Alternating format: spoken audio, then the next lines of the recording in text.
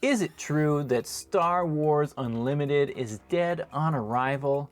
Is it true that nobody wants to open a box of cards? I have heard so much negativity about Star Wars Unlimited in the past couple of days from all my videos. All the time I'm hearing people say, oh man, nobody likes this, this is terrible, it's gonna end, it's already done, the game's already done, it's been out for 5 minutes and nobody wants it already. And I'm gonna be honest with you, I think all that negativity, oh, and there's so much of it, I think it's actually a really, really good sign for Star Wars Unlimited. It means that people care, right? It means that people actually care a lot. They love Star Wars, and a lot of people love card games, and it's just so interesting. It's always so interesting to see how negative people can get, and believe it or not, look at this foil Black One Legendary. Wow, very cool. What card to start with. And for every person that you hear saying, man, I don't like this game, it's terrible, it's not going anywhere, there are so many people who are excited about Star Wars Unlimited. I have been very pleasantly surprised with how well this game has been received by so many people, how many cards are being moved and sold on the market. There's a lot of excitement for the game. Vigilance, very cool card, and it's, you know, it's doing kind of the opposite of what a lot of people thought it would do for this first weekend, where people said, well, the prices are just going to tank on everything. And you know, of course, the prices have gone down on a lot of cards, but at the same time, a lot of people underestimated how much people were going to like this game, how many cards people were going to want to get, how many decks they were going to want to build. And so a lot of cards have just, they've gone the opposite direction since release, right? They had a dip down and they've gone right back up. And again, part of that is because so many people were expecting this game to not do very well, or they're expecting it that, you know, maybe it'll have a good start now, but it's not going to make it a few months. And I find it interesting how easy it is for us to get kind of stuck in this negative mindset about card games in general, but I guess particularly here, that surprise in Star Wars Unlimited. I've talked about this in some previous videos, but there's just this fear slash dislike slash concern slash put whatever word you kind of want to in front of that for a lot of people on two things. One is the art. We've talked about this a million times here in the channel, but again, if you just get these cards in your hand and you play with them and you move them around, I feel like most people are going to actually like the art way more than just looking at a couple images online. No, you may not think that every card is your favorite. That's fine, that's okay. But the cards look really good in person, especially the hyperspace ones. The hyperspace ones are gold. I talked a lot about that in the past already.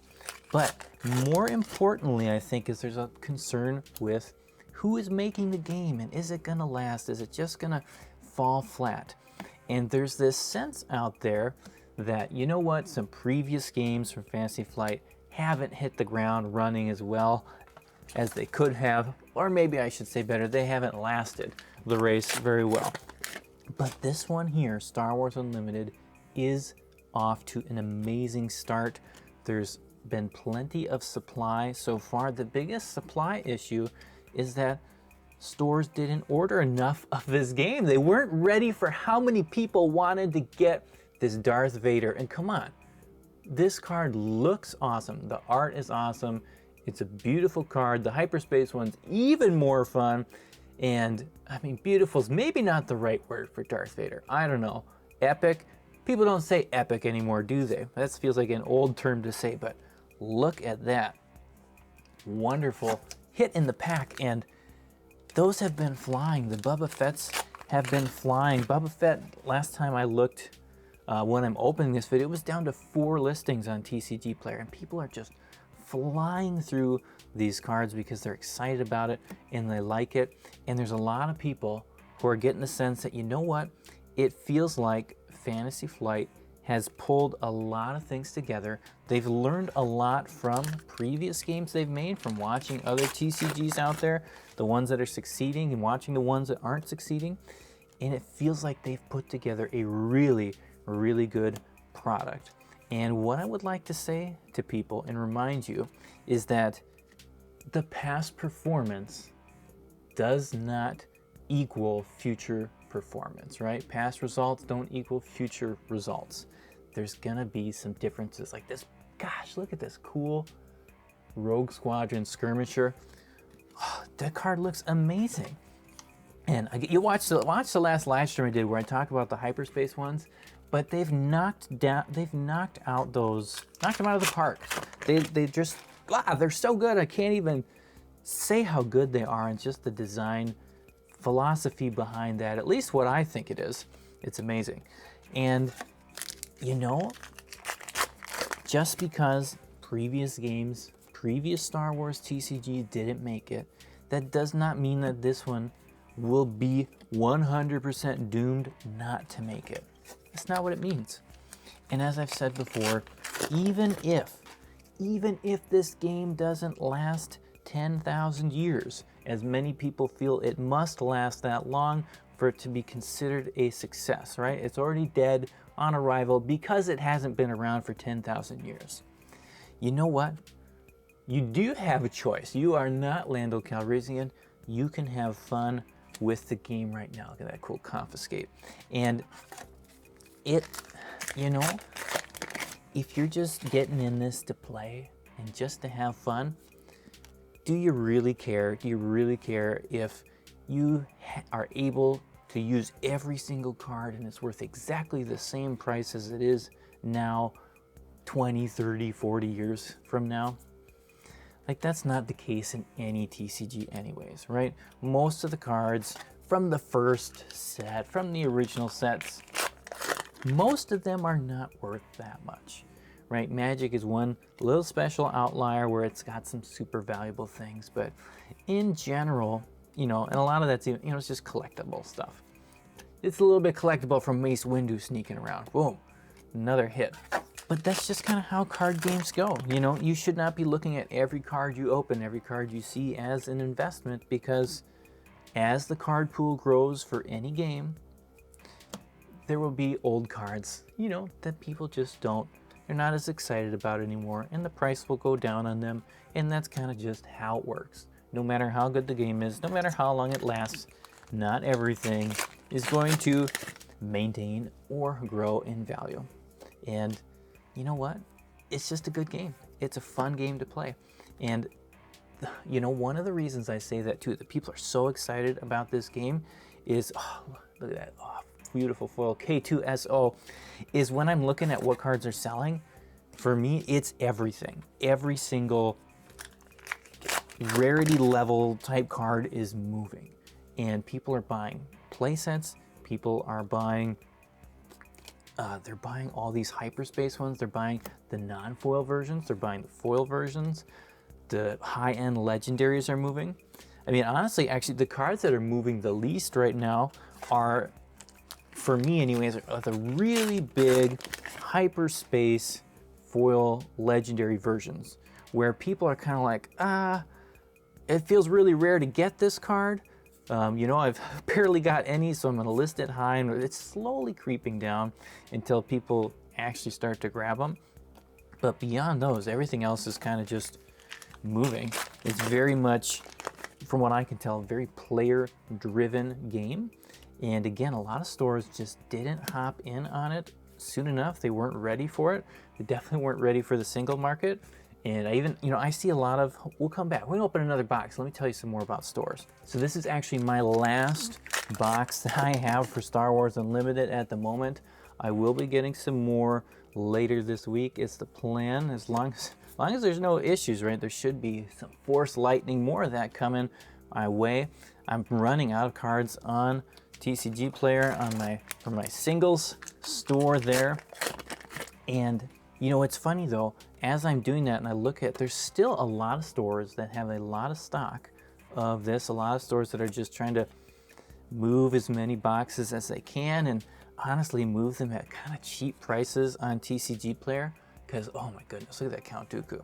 Gotta put that one in the sleeve because these rare hyperspace cards are difficult to find. I think difficult is the right word. It's hard to see there, but they are very, very rare. Anyways, so many stores aren't doing what I'm doing here. They're opening packs and they're trying to fill out the cards that players need to get and use.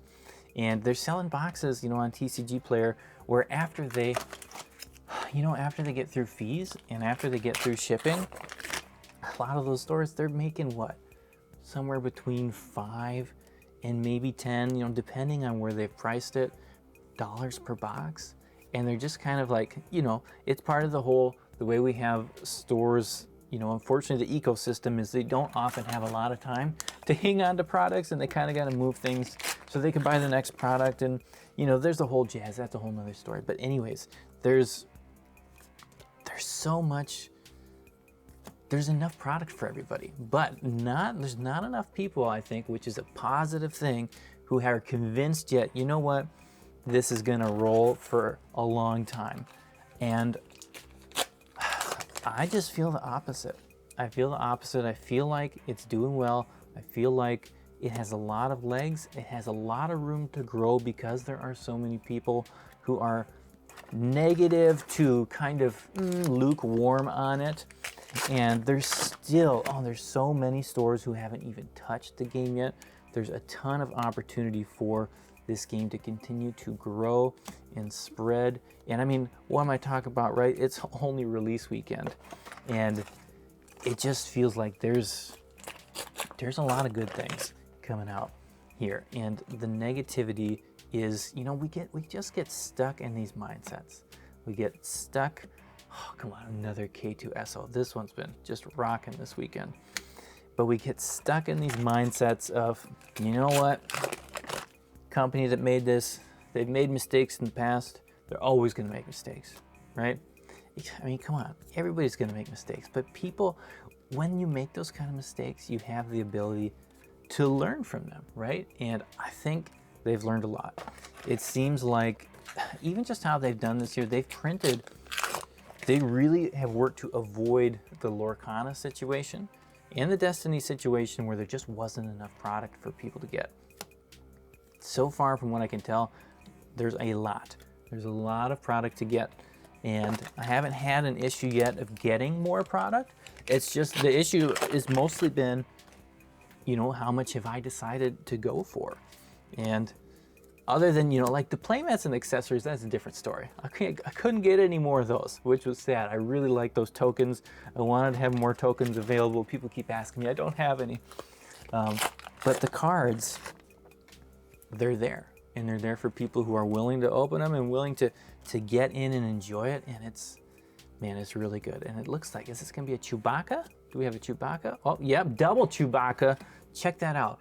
And here again, just look at how amazing these hyperspace cards are. One of the best moves here in this game, I believe, is making every single card have a borderless version, right? We call it hyperspace. It's essentially borderless. That was a great decision by Fantasy Flight. Very, very nice. A foil Palpatine there too. It's just, there's so much fun in these packs. If you like Star Wars, it's fun. It's a lot of fun. It strikes true. It just kind of strikes true for us Star Wars fans. Super Laser Blast. Throw that one down.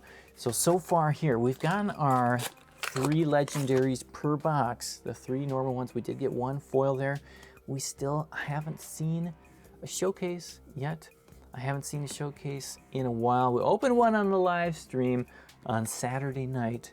And if you did not watch the Saturday stream, you should watch it. You gotta go past the hour mark, because there was one box in there that was unbelievably good. It was unbelievably just amazing. It was a box break for someone else, and they managed to hit every single slot of rarity that you can get in a box, and they did it all in one, and it was pretty awesome. I'm gonna say epic again because you can only say beautiful so much. It just doesn't quite feel right in this game, but come on, look at these cards. Oh, they're good. They're very good. And of course, we all know the game has the IP. It has the IP to roll. Oh my goodness, I have not seen this many Darth Vaders. Oh my goodness, they're just rolling. And even these hyperspace ones, my goodness, they're like $20, $30 more than what I sold them for at the beginning of the weekend. And so it's fun. It is a lot of fun. And now I'm saying fun things about prices and whatnot. Don't get me wrong. Again, I'm not saying that every card's gonna go to the moon. I'm definitely not saying that. And once some people realize it, people are back at their stores working this week, there's gonna be some boxes open. People are gonna be moving on this product quite a bit, and it's gonna be fun. It's gonna be fun just to watch to see what if the demand outpaces the supply that stores and people are willing to open. It's going to be a lot of fun. But if you need anything, if you're looking for any cards, feel free. You can always send me a list at mastersetmadness@gmail.com. I can try and put it together for you. Even if you want to send me a list of just hyperspace cards you want to get, I have quite a few. I do have quite a few. I can try and pull the whole thing. And if I can't do it yet, I might be able to do it later this week because I've got some boxes coming. I've got some boxes, like I said. I'll have box breaks available again later this week. Distant Patroller, those hyperspace foils. I can't get over how cool they are. I will have more box breaks available this week, and I'll have a lot of cards available for sale as well. So let me know if you want to play set anything. I can help hook you up, and we'll get things settled for you. But thanks for watching. I got 3 more packs here. If you haven't subscribed yet and you're enjoying Star Wars, if you think Star Wars is going to fail, or if you think Star Wars is going to actually succeed here, either way, you should subscribe to the channel so you can see where the journey leads us, how far we go. Home 1, nice, hitting a 4th non-foil legendary in this box with a Vader hyperspace. I mean, here we go. We're working on it. We are working on this fun game.